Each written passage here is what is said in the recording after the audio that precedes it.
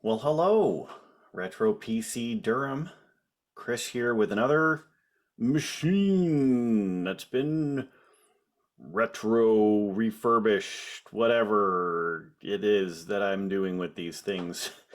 Obviously, if you can't tell already, based on this deliciously gaudy side panel, the case on this is from that Windows XP era. This is really that transition period from modern PC cases, from the original, old style beige and aluminum towers that really didn't, focus on fashion and much more on minimalistic form, having these crazy designs on them.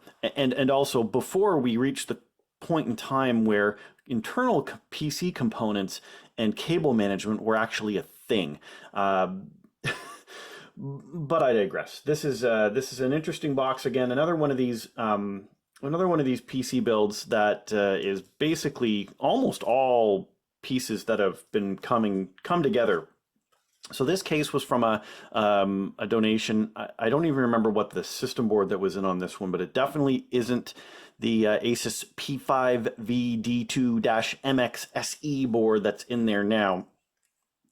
I believe the only two components that are original to this case when I received it are the floppy disk drive and the DVD drive. Both of which, everything received a full cleaning. Pretty dusty. I believe there was a spider living in this tower when I got it. That had to be cleaned out. So that's, basically where we're at. So let's take a look at where we are from the outside in. So first you can see this wonderful side panel. This is a plastic cover. It's got a little bit of scratching. You might be able to see the V scratch here. And then this mesh a breathable panel here, and there's 4 screws here that would have been to install, most likely to install a fan, perhaps an LED fan. I know that in the past that is something that did start to exist at this period in time, having LEDs built into some of the case fans to provide that early levels of epicness. So there would have been these screw holes here are to be able to fit a fan, probably an 80 maybe to 100 millimeter. I can't remember what the size thing off the top of my head that this one is for. And then that would have probably plugged in to a Molex connector coming off the power supply, which would have looked absolutely horrible with all the exposed cabling that's already in here. As we move to the rear of the system, I'll try to not shake the table as much as possible with this because it is a bit of a heavy boy. He's a heavy boy, this guy, between the case itself and some of the internal components. All right, so looking at the rear of the machine here, we've got the power supply that's installed in here. It came out of a Dell workstation. The video card actually came out of the Dell workstation as well. I didn't get the workstation itself. It was from a different donation from a guy who had given me some PC parts as well as 1 or 2 working-ish PCs that I had to rebuild anyway. But he had given me some standalone parts, including this 800-watt Dell workstation power supply. And what I assume must have come out of the same system, an ATI Fire Pro V8700. And then this system board in the back here, you can see we've got the parallel serial VGA, a couple USB ports, etc. So what you would expect of the era for this. And now we're going to try and slide back again. Hopefully, again, I'm not going to shake things too much with this guy as I move him around on the table here. And we'll take a quick look at the front. All right, so first off, we take a look here, the front panel, similar design to that side panel. There is an LED, blue LED in here to connect to your power button, which has its own light up. And then as we open this one up, there's a DVD-ROM drive up here, which is not quite in view of the screen here. And then your floppy disk drive, a reset button, and your disk LED. And then I'm just going to tilt up a little bit here to get it into the frame. Oh, careful, don't wreck the bench. And on the bottom here, we've got a pair of USB ports. One of these is kind of hinky.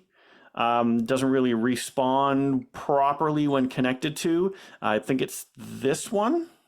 And then we've got audio and microphone ports. So that's the case. It's a little bit banged up, but not terribly banged up. There's no corrosion on the case at all, and nothing really, you know, to say to me, hey, this thing is just not going to be able to function properly. And also, what is helpful is it didn't have really any stink going on that I couldn't get out of it. Which is, you know, something I've come across with a couple cases where if they've just been in someone's basement or something for a long time, or especially if they came from a smoking house, you can't reuse them. They just smell too bad, and it's not gonna last. So those ones unfortunately have to get scrapped. So let me put the panel down here. We'll just take a quick look on the inside. All right, so inside we've got your DVD-ROM drive up top here, this Dell Workstation 800-watt power supply, which had a ton of ports, a ton of power connections available to it. Very obvious it came out of a workstation to be able to drive the amount of devices that it was obviously going to be able to power up multiple hard drives and connections as well. We're not using hardly any of them, but I had it, and because I was installing this GPU inside the system, I thought I might as well pair them together because it already had the GPU power connectors built into it, so I didn't have to worry about it using any Molex or SATA power adapters to be able to make that work. It's always good, especially with Molex adapters. There's always, you know, you never know if that's a good idea or not. So we got the original hard drive that came in that I received this box with was a 60 gig hard drive, and it had Windows 7 on it. So I was able to upgrade from Windows 7 to Windows 10. However, that hard drive was dying, like multiple hundreds of bad sectors coming up on a regular basis. So I did remove that drive and I replaced it with another used 80 gig drive. And because I had already upgraded to Windows 10 on that drive, that digital license stayed in place with this system board now, and I was able to just reload and get that up and running again. So we've got this Asus board that we had put into the system. It's got a Pentium D 820 Warm Boys. This is a processor with 3 gig of RAM installed, and then this V8700. Now, I did find one of the things that was interesting about this, and part of the reason why I paired these up as well, was the amount of heat that these guys produce. So this processor and this board, even on the bench without being installed inside of a tower, was running in the like mid to high 40s to 50 degrees of Celsius. And then this GPU was running in the like high 60s to 70s, like just regular compute use. And it was really confusing to me as to why I was doing that. Now, I did figure out the problem I had with the GPU and resolve that, but the processor still, you know, is an issue that when we show in hardware info how warm this buddy gets, was really strange. I did see some stuff online that in Pentium D, these guys were known for running pretty warm, so it may not be out of place. Now, when put under any kind of stress, it doesn't seem to be getting any hotter. Now, these things were cleaned. I repasted everything on both the GPU and the CPU and cleaned all the fins and everything, so they are clean and everything's running properly on them. It's just a matter of them running hot. In the case of the GPU, the main problem I found was, and I didn't realize this for quite some time actually, until stupid me finally thought, why don't I just install Afterburner on this system, MSI Afterburner, and see what I'm getting as far as control on this, because the Windows 10 driver may not actually be communicating properly with the GPU to tell it to keep itself cool. That is exactly what the problem I had with it was. It was only running the fan speed at 20%. And not ramping it up at all, regardless of the temperature. So it would be getting up to like the high 70s and just chilling along at this low spin.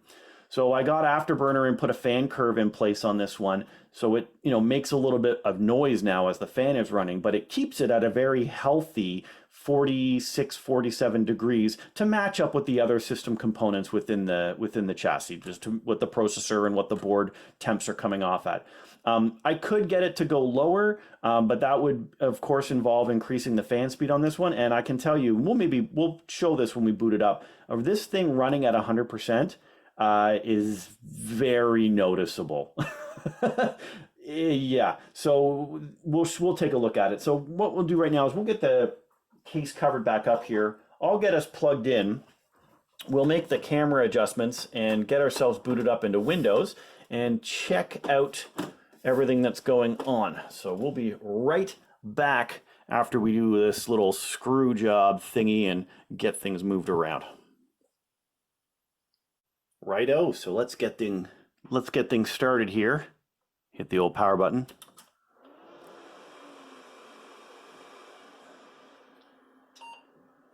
And we'll hear that delicious boot up noise as we get stuff started. Again, always a good example here to watch directly from boot how long it actually takes a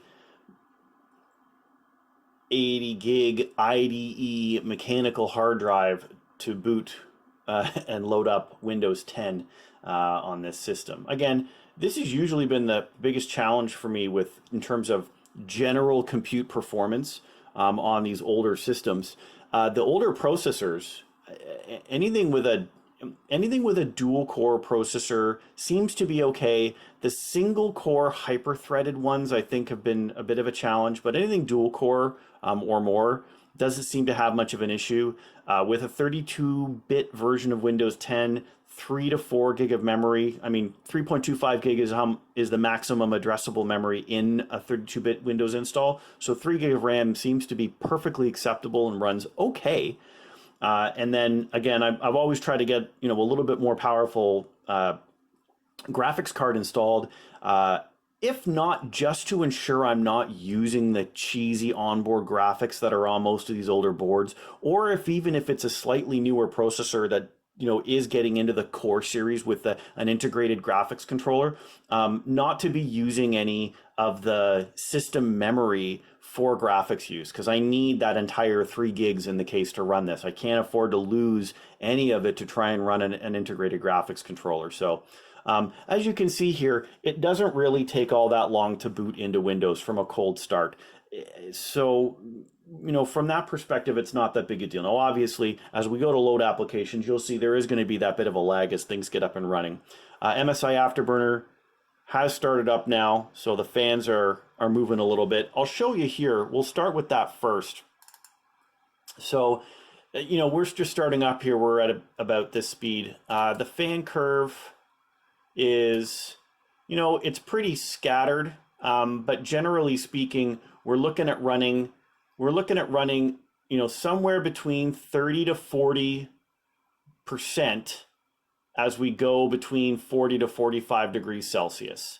And then if for some reason we start to go a little bit hotter and higher, I have that fan curve going up, but that generally doesn't seem to be a huge issue. Now, if we go to, if we go ahead and let this thing go up to full blast, it was running somewhere between 20 and 25 on its own. And over enough time, this temp will go up. Let's just set it up to 100% so we can hear what it sounds like.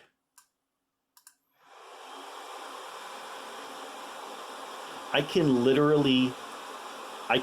feel the fan vibrating the desk. That's how much that thing is going. But the one thing I did notice that even it does really work. I mean, it'll bring it down.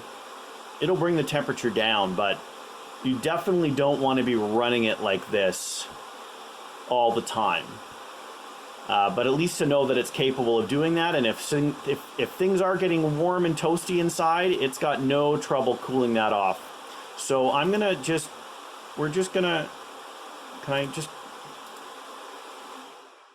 can we turn this back on again? Where am I going? Why am I not? What am I missing? I've forgotten how to turn on the fans.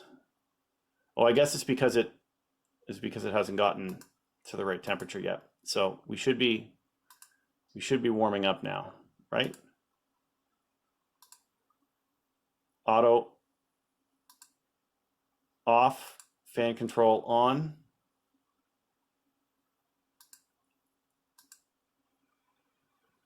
There we go. Okay, let's stop playing with that now. Let's take a look and see what else we've got here as far as systems go. So we'll start up Google Chrome. You'll see the time it takes to get a Chrome window opened up. Again, if I'm just looking to get on and do some simple web browsing, do some research, do some online learning, maybe this is going to be in a kids learning area or something, and they want to get on and do some cool math games, or I guess maybe not cool math games anymore because that's one of the sites that's no longer available because of Flash. So it doesn't take that long to be able to load up here. We'll go and pop into the old YouTube window and get that up and running.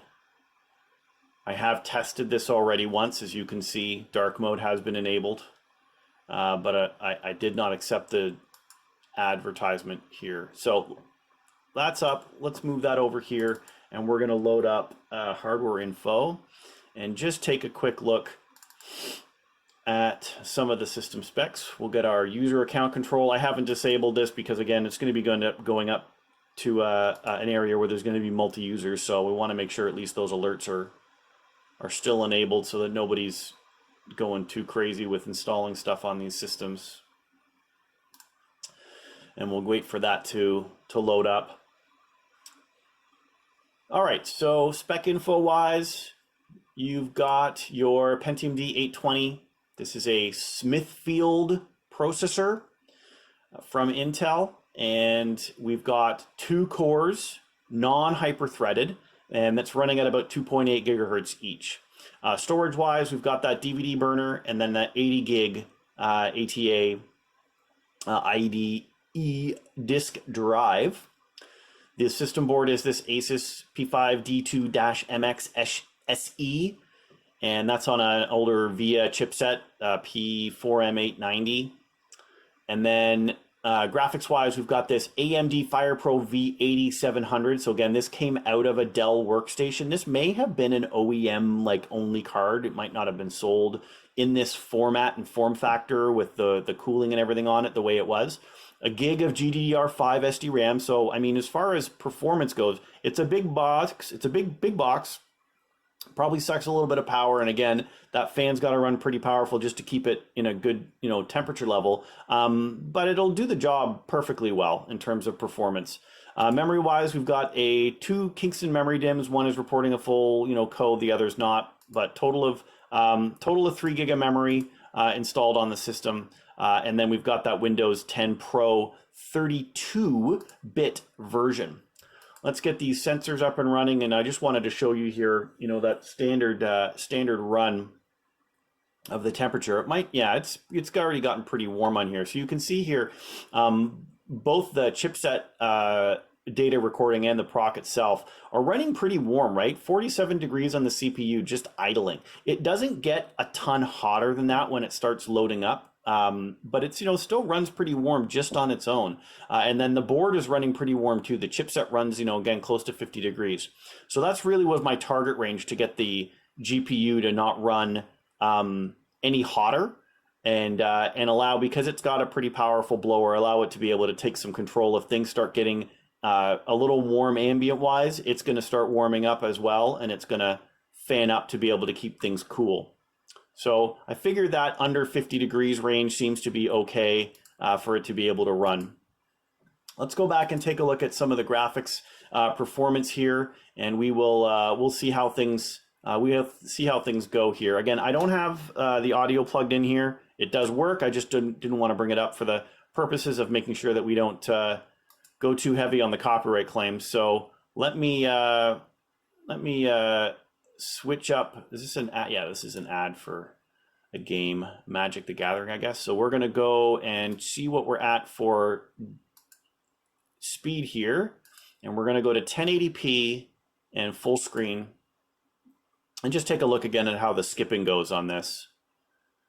It will take a minute or a second or two to get this going.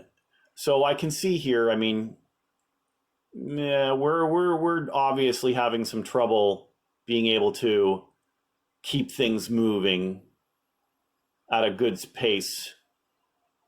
The amount of frame skips is absolutely unbearable. So let's drop down to 720 HD and see how that goes. It seems to be fine. The processor This obviously I'm going to say is the processor's problem, not the GPU's problem, but the processor seems to be okay now with being able to put things through. So you'll be able to stream 720p without any issues, to be able to watch TV shows or stream videos or online education or whatever it is you need to do without much of a problem, which is, again, fine for the type of stuff you're going to be, the type of user base that these are, I'm really building these machines to be able to handle. So that is about it. Anything else I wanted to note on these boxes before we went off? Some of the additional challenges that I had on here. Again, I talked about the cleaning, the problems with the video card heat. I had problems with the front audio. The system board on this one has AAFP connections, and the audio plugins from the front panel here were AC97. So I did have to go and look it up. I'd never run across that before in terms of pairing the case. And I'm not sure if I'd even run into AAFP connectors on a board where I actually cared about connecting some kind of front panel audio. So I had to figure out how to get all that working, but I did get that working properly. So that's fine. I talked about the hard disk drive dying, and yeah, that pretty much covers all of it. So this box is now ready to go. So I hadn't realized I didn't have the connector installed properly for the power for this front LED. So I just swapped the cables around and got them up and running, so you can see now this blue LED that's running out here. We'll turn off the light and you can see it in its slightly better glowy glory. Very nice, very early 2000s, the beginnings of LED in computing in this system. Truly magnificent. So again, hope you enjoyed this this little video, taking a look at this old system and its parts. If you had this case or recognize any of the components that were in here and have fond memories of using them or unfond memories of using them within your computers in the past, please feel free to comment in the comments section below. Greatly appreciate to have the conversation about these systems, and I hope you enjoyed the video, and we'll come back for more in the future. We'll be doing more of these. So yeah, thanks again, and have yourself a great day.